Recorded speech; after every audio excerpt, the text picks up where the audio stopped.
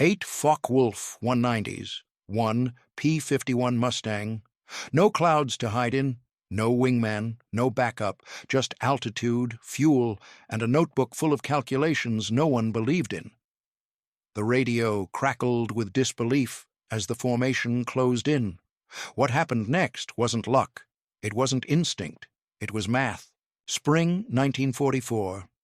The skies over occupied France belonged to whoever could turn faster, climb harder, and shoot straighter. American bomber formations bled altitude and men daily. German interceptors swarmed like hornets, breaking formations apart with brutal efficiency. The P-51 Mustang was designed to escort them all the way to Berlin and back, but design only mattered if the pilot knew how to use it.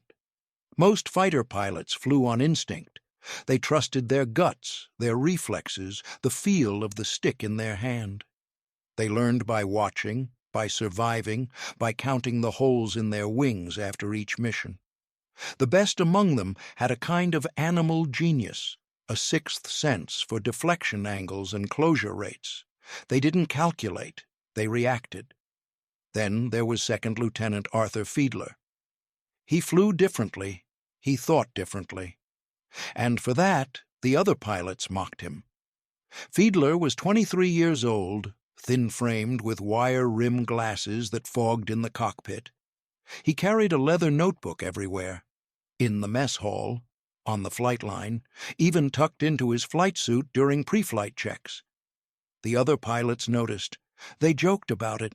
They called him the professor, the bookworm, the one who'd rather read than fly. He didn't mind. He just kept writing. His squadron, the 357th Fighter Group, was stationed at RAF Leiston in Suffolk. The base was a grid of Nissen huts, muddy runways, and the constant drone of Merlin engines. Every morning before dawn, ground crews pulled tarps off the Mustangs and prepped them for the day's mission. Every evening, they counted how many came back.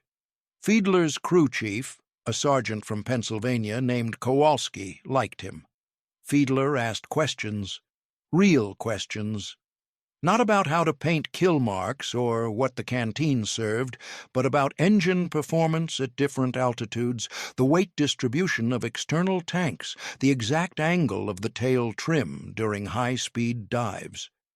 Kowalski answered every one. The other pilots didn't ask those questions. They wanted their planes ready. They wanted them fast. They wanted to get in, get out, and get a drink. But Fiedler wanted to understand. Before every mission, he calculated, he worked out fuel consumption rates for different throttle settings. He mapped out the energy states of various aircraft at various speeds and altitudes. He studied German tactics, not from briefings, but from after-action reports he borrowed from the intelligence tent. He read them like textbooks. His squadron mates saw this and shook their heads. One of them, a captain named Derry, told him bluntly that math wouldn't save him when a Focke-Wulf was on his tail. Another said he'd get himself killed thinking too much. A third laughed and said if he wanted to calculate, he should have joined the engineers. Fiedler didn't argue. He just nodded and kept flying. He wasn't a natural stick-and-rudder man. His first few training flights were rough. His instructors noted that he over-controlled, overthought, hesitated in the turns. But he improved, steadily, methodically. He learned the physics of flight not by feel, but by study. He broke down every maneuver into forces, vectors, angles of attack. Then he practiced until his hands did what his mind already understood. By the time he reached England, he was competent, not flashy, not aggressive, just precise. His first combat mission was an escort run to Stuttgart. He stayed in formation. He followed orders. He saw distant contrails and heard frantic radio calls, but his element leader kept them high and clear. No contact, no kills, just 8 hours of cold air and cramped legs. The debrief was short. No one mentioned Fiedler. His second mission was different. They ran into a swarm of Bf-109s east of Mannheim. The formation shattered. Fiedler found himself alone, trying to rejoin, when a Messerschmitt rolled in behind a straggling bomber. Fiedler dove. He closed fast, but the Germans saw him and broke hard left. Fiedler followed. The 109 snap-rolled and dove vertical. Fiedler pulled back, felt the G-forces crush his chest, and lost sight. He didn't fire a shot. Back at Leiston, Derry asked him what happened. Fiedler described it step by step. Derry cut him off halfway through and told him he thought too much. "Just shoot," he said. "Just react." Fiedler nodded. Then he went back to his bunk and drew the engagement in his notebook. Every turn, every altitude change, every missed opportunity. He wrote notes in the margins: energy state too low, misjudged his roll rate, should have climbed instead of turned. He didn't defend himself, he just studied. Like and subscribe if you want more true wartime ingenuity. Arthur Fiedler grew up in Dayton, Ohio. His father was a machinist at a tool and die shop. His mother taught elementary school. They raised him in a small house near the railroad tracks where the 315 freight shook the windows every afternoon. He learned to read early and never stopped. By age 10, he was checking out books on mechanical engineering from the public library. By 14, he was building model airplanes with accurate airfoil cross-sections and functional control surfaces. He didn't play sports, he didn't chase girls, he built things, and he read. When he graduated high school in 1939, he wanted to study aeronautical engineering at Ohio State. His father told him they couldn't afford it. Fiedler took a job at a metal fabrication plant instead. He worked second shift, saved every dollar, and kept reading. He borrowed textbooks from the library. He taught himself calculus, fluid dynamics, and structural mechanics. Then Pearl Harbor happened. Fiedler enlisted in the Army Air Forces in January 1942. He didn't enlist to fight. He enlisted because it was the only way he'd ever get near an airplane. The recruiter asked if he wanted to be a pilot or a mechanic. Fiedler said, "Pilot." The recruiter looked at his glasses and frowned. Fiedler passed the vision test anyway. Primary flight training was in Texas. The heat was brutal. The instructors were blunt. Fiedler struggled at first. His hands were too tense, his corrections too abrupt. But he listened, he watched, he learned. By the end of the program, he was landing smoother than most of his classmates. Advanced training was in Arizona. That's where he first flew a fighter, a P-40 Warhawk. Older, heavier, less forgiving than the Mustang, but it taught him energy management. He learned that speed was currency. You spent it to climb or turn. You earned it back by diving or leveling out. Every maneuver had a cost. Every decision had a consequence. He kept his notebook. He wrote down every flight, every mistake, every lesson. His instructors thought it was odd, but his check rides were clean. He graduated in the middle of his class. Not the best, not the worst, just steady. They assigned him to the 357th and shipped him to England in late 1943. He arrived at Leiston in early February 1944. The base was cold, wet, and smelled like oil and wet wool. His bunk was in a hut with 7 other pilots. They played cards at night. They drank. They told stories about girls back home. Fiedler mostly read. One of the pilots asked what he was always writing. Fiedler said he was working on something. The pilot asked what. Fiedler said a better way to fight. The pilot laughed. Another said there was no better way. Just kill them before they kill you. Fiedler didn't argue. He just kept writing. What he was developing was a system, a method, a way to translate the abstract principles of energy management into practical, repeatable tactics. He called it comparative energy analysis. The idea was simple. Every aircraft had a performance envelope. Speed, altitude, and maneuverability were linked. If you knew your envelope and your opponent's, you could predict the outcome of any maneuver before you started it. He didn't invent energy fighting.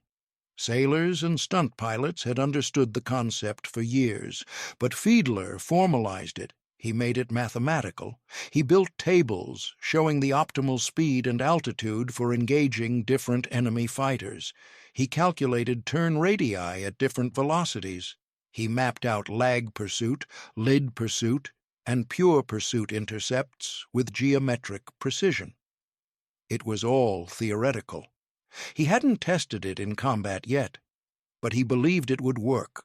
The spring of 1944 was a bloodbath over Europe. The 8th Air Force was flying deeper into Germany, hitting oil refineries, aircraft factories, and rail hubs.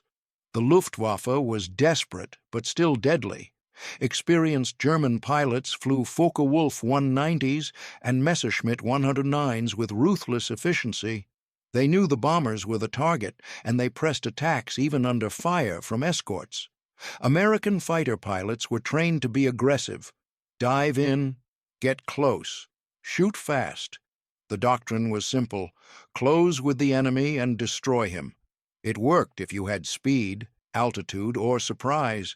It failed if you didn't. The problem was that aggression burned energy. A hard turn, a steep climb, a head-on attack. They all cost speed, and once you were slow, you were vulnerable. German pilots exploited this. They'd bait American fighters into turning fights, then disengage and zoom climb out of range. Or they'd split S and dive away, forcing the Americans to follow into the teeth of flak. Losses mounted. The 357th lost 3 planes in 1 week, 2 to ground fire, 1 to a mid-air collision during a dogfight. Fiedler watched. He listened. He studied the after-action reports. He noticed something. The pilots who died weren't necessarily the worst flyers. They were often the most aggressive ones. The ones who chased too long, turned too hard, dove too steep. They ran out of energy. They became targets. He mentioned this once, carefully, during a debriefing. He suggested that maybe they should fight differently. Maybe they should manage speed and altitude more deliberately, use physics instead of reflexes. The squadron operations officer, a major named Callahan, cut him off. He said the mission was to protect the bombers, not to play it safe. He said the Luftwaffe respected aggression, not hesitation. He said Fiedler's job was to fly his assigned position and follow the leader. Fiedler said he understood. Then he asked if he could make a suggestion anyway. Callahan sighed and told him to make it quick. Fiedler said that if they entered engagements with more speed and higher altitude, they could control the pace of the fight. They could dictate when to engage and when to disengage. They could force the Germans to react instead of reacting themselves. Callahan asked how. Fiedler pulled out his notebook. He showed a diagram of altitude versus speed, with zones marked for different aircraft. He explained that if a Mustang entered combat at 25,000 feet and 350 miles per hour, it had more total energy than a Focke-Wulf at 20,000 feet and 300 miles per hour. That energy could be converted into either speed or altitude as needed, giving the Mustang options the German didn't have. Callahan stared at the diagram. Then he looked at Fiedler. He said it was an interesting theory. Then he said theories didn't win fights. Trigger time did. Another pilot, Lieutenant Harmon, spoke up. He said Fiedler was overthinking it. He said the best pilots didn't calculate. They just knew. Instinct, he said, was faster than math. Fiedler nodded. He didn't argue, but later, in his bunk, he wrote a single line in his notebook. Instinct works until it doesn't. April 12, 1944. The mission was an escort run to Schweinfurt, deep in southern Germany. The target was a ball-bearing plant. Intelligence said the Luftwaffe would defend it heavily. They were right. Fiedler flew as wingman in a 4-ship flight. His element leader was Captain Derry. the same pilot who'd told him to stop thinking so much. They climbed to 28,000 feet and throttled back to conserve fuel. The bombers were below them, a staggered formation of B-17s trailing white contrails. The Focke-Wulfs came out of the sun. Fiedler saw them first. 8 contacts, high and fast, descending in a shallow dive. He called them out. Derry acknowledged and broke left to intercept. Fiedler followed. The Germans split. 4 went after the bombers. 4 stayed high to engage the escorts. Derry rolled in on the lower group. Fiedler wanted to climb and engage the higher group, but he held formation. That was doctrine. That was discipline. Derry closed fast, fired a burst, missed. The Focke-Wulf broke hard right and dove. Derry followed. Fiedler followed Derry. They descended through 24,000 feet, then 20,000. The German leveled out and ran east.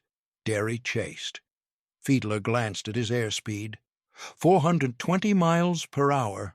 Still fast, but they were losing altitude, and the 4 Focke-Wulfs that had stayed high were now above them. He called it out. Derry didn't respond. He was fixated on the one in front of him. Fiedler checked his mirrors. 2 of the Germans were diving toward them. He called again. Derry finally answered. He told Fiedler to stay with him. Fiedler made a choice. He broke formation. He pulled hard right and climbed. His airspeed bled off fast. 400, 380, 360. The 2 Germans adjusted and followed him instead of Derry. Fiedler leveled out at 22,000 feet and pushed the throttle forward. His speed climbed again. The Germans were still above him, but closing. He didn't turn. He didn't dive. He held his heading and calculated.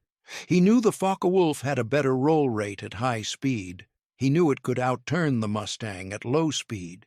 But he also knew it was heavier. It bled energy faster in a climb. If he could force them to maneuver vertically instead of horizontally, he could outlast them. The first German opened fire.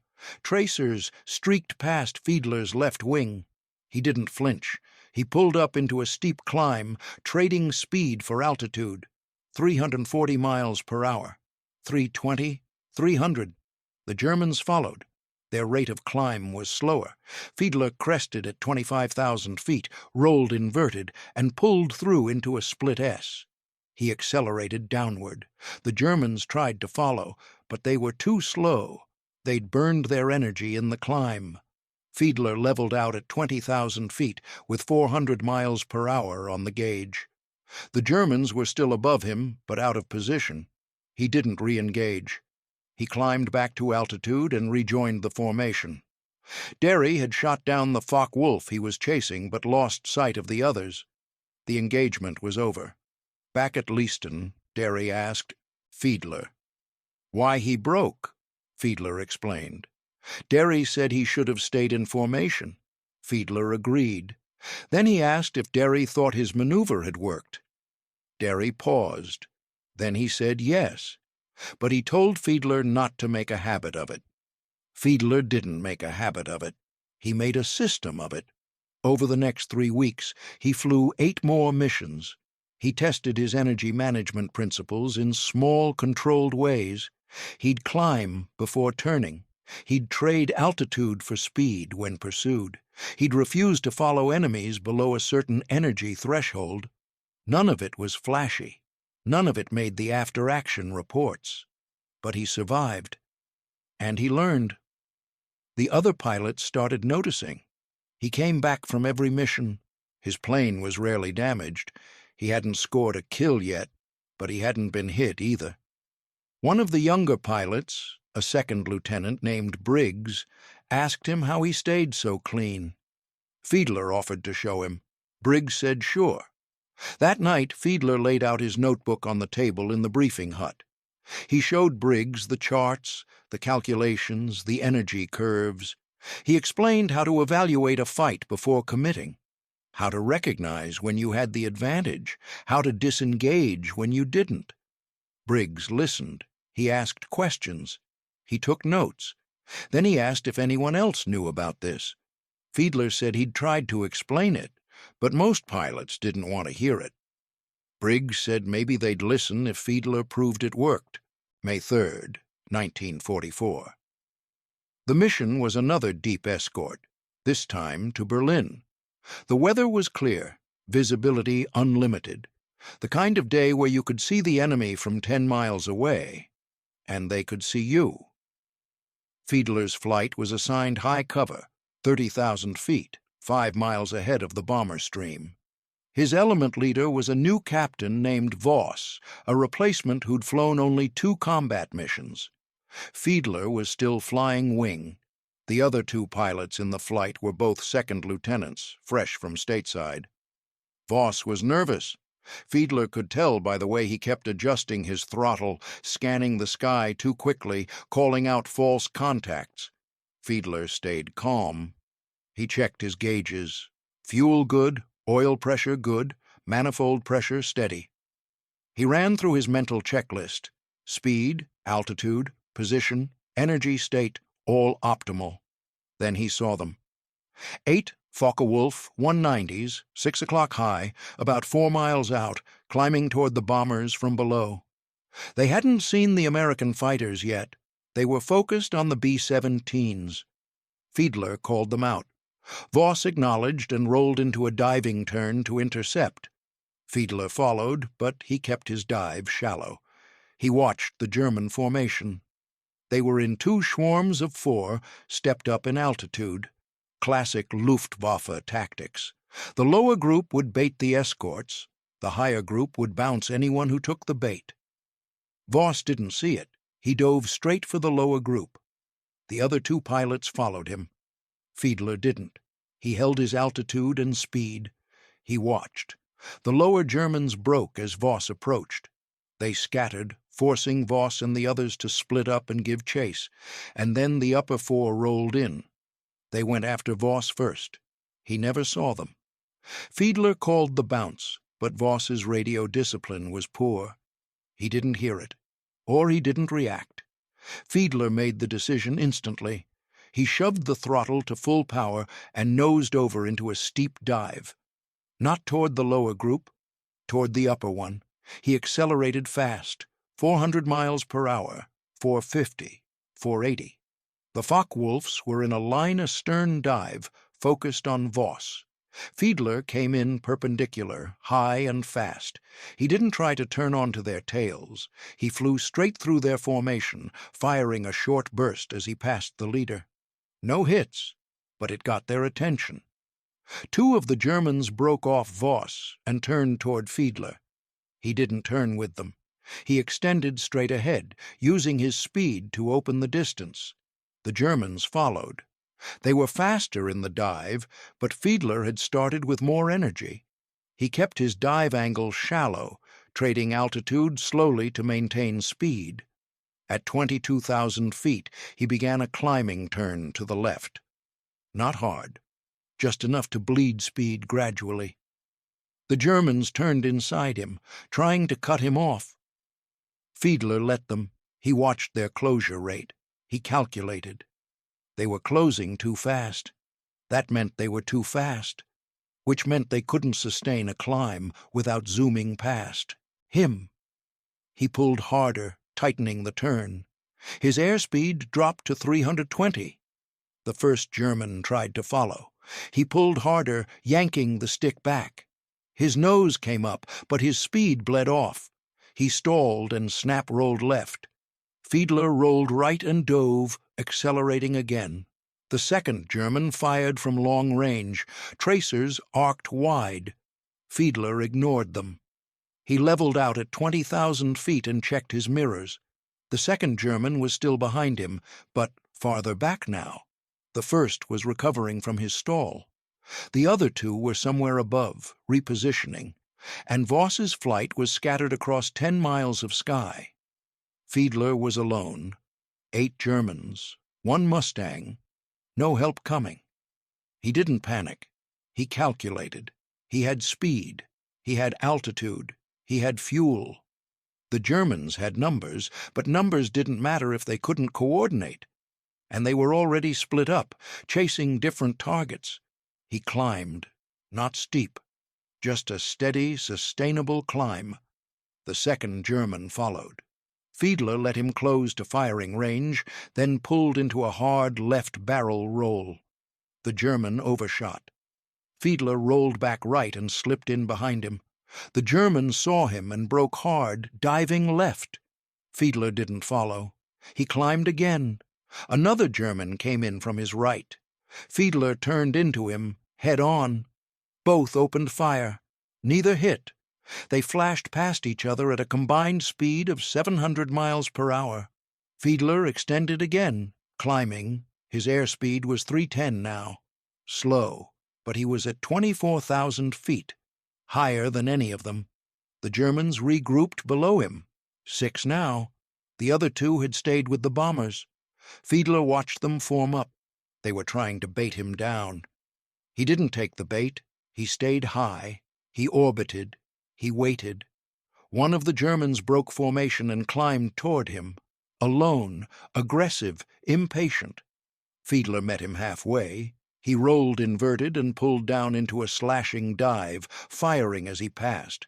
The German flinched and broke right. Fiedler didn't turn. He extended, climbed, and reset. The German formation fractured again. They tried twice more to coordinate an attack. Both times Fiedler used altitude and speed to force them into low-energy vertical maneuvers. He didn't chase. He didn't commit. He just made them spend energy they couldn't get back. After 7 minutes, they disengaged. They dove east and ran for home. Fiedler didn't follow. He climbed back to 28,000 feet, checked his fuel, and rejoined the bomber stream. Voss and the other 2 pilots were already there. Voss asked Fiedler where he'd been. Fiedler said he'd engaged the upper group. Voss asked if he got any kills. Fiedler said no. Voss said then what was the point? Fiedler didn't answer. Back at Leiston, the intelligence officer debriefed each pilot separately. Fiedler described the engagement in detail. The officer took notes. He asked how long the fight lasted. Fiedler said approximately 8 minutes. He asked how many enemies Fiedler engaged. Fiedler said 8. He asked how many he shot down. Fiedler said none. The officer paused. Then he asked what Fiedler did for 8 minutes if he didn't shoot anyone down. Fiedler said he denied them the ability to attack the bombers. The officer asked how. Fiedler explained. He forced them to maneuver vertically. He made them chase him. He bled their energy until they had to disengage. The officer wrote it all down. Then he asked if anyone could confirm it. Fiedler said no. He'd been alone. The report was filed. No kills, no damage, no corroboration. It went into a folder with 100 other reports from that day. But word got around. That night in the officers' club, Briggs asked Fiedler if the story was true. Fiedler said yes. Briggs asked how he survived. Fiedler said he didn't try to win. He just made it too expensive for them to stay. Derry overheard. He walked over, drink in hand. He said surviving wasn't the mission. Killing them was. Fiedler said the mission was protecting the bombers. Derry said you protect bombers by shooting down the fighters. Fiedler said you also protect them by making the fighters break off. Derry stared at him. Then he said Fiedler fought like a coward. Fiedler didn't respond. He just finished his coffee and went back to his bunk. But others listened. Briggs asked Fiedler to teach him the energy management system. Fiedler agreed. They spent 2 evenings going through the charts. Briggs flew his next mission using Fiedler's principles. He came back undamaged. He told another pilot. That pilot told another. Within 3 weeks, 5 pilots in the 357th were using variations of Fiedler's system. None of them called it that. They just said they were flying smarter. They stayed fast. They stayed high. They picked their engagements. They disengaged when outmatched. Their survival rate improved. The operations officer, Major Callahan, noticed. He asked what had changed. One of the pilots mentioned Fiedler's notebook. Callahan asked to see it. Fiedler showed him. Callahan flipped through the pages. Diagrams, tables, calculations, engagement sketches. He asked if Fiedler had shared this with anyone else. Fiedler said a few pilots had asked, so he'd explained it. Callahan asked why he hadn't brought it to the operations staff earlier. Fiedler said he'd tried. Callahan said, "Try again." A week later, Fiedler stood in front of a room full of pilots and gave a briefing. He used a chalkboard. He drew energy curves. He explained how speed and altitude translated into tactical options. He showed how to evaluate an engagement before committing, how to recognize when you were at a disadvantage, how to disengage without getting killed. Some pilots took notes, others crossed their arms and looked skeptical. Derry walked out halfway through. But the numbers didn't lie. Over the next 2 months, losses in the 357th dropped by 18%. Kill ratios improved. Pilots came back with fewer holes in their wings. The system worked. Other groups heard about it. A colonel from the 4th Fighter Group visited Leaston and asked for a copy of Fiedler's notes. Fiedler gave him one. The colonel brought it back to his squadron. Within a month, energy management principles were being taught in pre-flight briefings across the 8th Air Force. Fiedler never took credit. He just kept flying. He scored his first kill in June, a Bf-109 that made the mistake of trying to climb away from him. His second in July. By the end of the war, he had 6 confirmed kills, respectable but not exceptional. What was exceptional was that he flew 68 combat missions and never once had to bail out. Never took critical damage. Never lost a wingman. His crew chief, Kowalski, once asked him how he did it. Fiedler said he just tried not to do anything stupid. Kowalski laughed. He said most pilots did stupid things every mission. Fiedler said that was the problem. The war ended. Fiedler went home. He didn't talk much about what he'd done.